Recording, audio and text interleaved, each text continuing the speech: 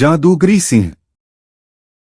एक बार की बात है, टुकियस नाम का एक राजकुमार रहता था। टुकियस के पिता बहुत बीमार थे।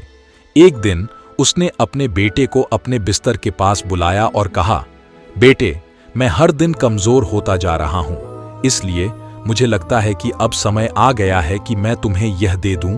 और ऐसा कहकर उन्होंने उसे एक सींग दिया।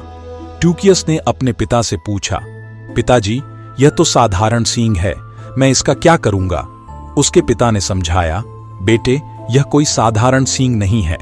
यदि आप इसे अपने कान में लगाते हैं तो आप दूसरे व्यक्ति के विचार सुन सकेंगे। यह आपकी बहुत मदद करेगा। कुछ दिनों बाद टुकियस के पिता की मृत्यु हो गई। टुकियस ने मन ही मन सोचा, यहां मेरे लिए और कुछ नहीं है। मैं कुछ समय के लिए यात्रा करूंगा और रास्ते में किसी काम की तलाश करूंगा। यह कहकर वह अपने पिता का सींग लेकर चल दिया। कई दिनों की यात्रा के बाद वह आखिरकार एक महल में पहुंचा। वहां उसकी मुलाकात महल के मालिक से हुई, जो लंबे बालों वाला एक विशालकाय व्यक्ति था। उसने विशालकाय व्यक्ति से उसे कुछ काम देने की गुहार लगाई। दानव ने कहा, यदि आप अच्छा पका सकते हैं तो आप मेरा भोजन बना सकते हैं।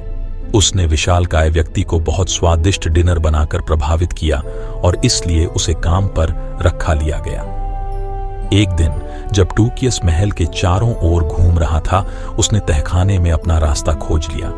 जैसे ही वह करीब आया, उसने किसी के रोने की आवाज सुनी। उसने तहखाने की तलाशी ली और उसे एक खंभे से बंधी एक सुंदर लड़की मिली। तुम कौन हो? तुम इस तरह क्यों बंधी हुई हो? टुकियस ने लड़की से पूछा। उसने उत्तर दिया, मेरा नाम चक्कली है और मैं इस खूबसूरत राज्य की राजकुमारी हूं। दानव ने मेरे पिता राजा को मार डाला और फिर मुझे बंदी बना लिया। कृपया मेरी मदद करें। उसे राजकुमारी के लिए खेद हुआ, लेकिन उसने स्वीकार किया, मैं क्या कर सकता हूं? मैं सिर्फ एक साधारण आदमी हूं और वह एक विशालकाय व्यक्ति है। मैं उस पर कैसे हावी हो सकता हूं?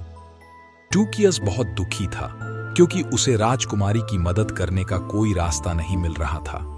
एक दिन उसने फैसला किया, मेरे पास खोने के लिए कुछ नहीं है। मुझे पिता के सींग का उपयोग करना चाहिए और देखता हूँ कि क्या मैं दानव के विचारों को सुन सकता हूँ। जैसे ही उसने अपने कानों के लिए सींग उठाया, उसने विशालकाय व्यक्ति को यह सोचते हुए सुना, मुझे लगता है कि रसोइये को राजकुमारी के बारे में पता चल गया है। कल मैं उसे नाश्ते में खाऊंगा। तब तक मुझे यह सुनिश्चित करना होगा कि वह नहीं जानता कि मेरी ताकत का राज मेरे बाल हैं। टुकियस को यह जानकर प्रसन्नता हुई कि विशालकाय व्यक्ति अपने लंबे बालों के बिना उसका कुछ नहीं बिगाड़ पाएगा। इसलिए उस रात वह विशालकाय व्यक्ति के बेडरूम में घुस गया और सोते समय उसने बाल काट दिए।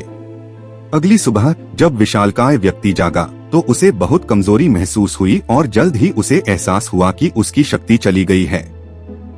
यह जानते हुए कि टुकियस अब उसे आसानी से हरा सकेगा, कमजोर विशालकाय व्यक्ति ने अपना सामान इकट्ठा किया और महल से भाग गया। जैसे ही टुकियस को पता चला कि दानव भाग गया है, वह भागकर तहखाने में गया और राजकुमारी को मुक्त कर दिया।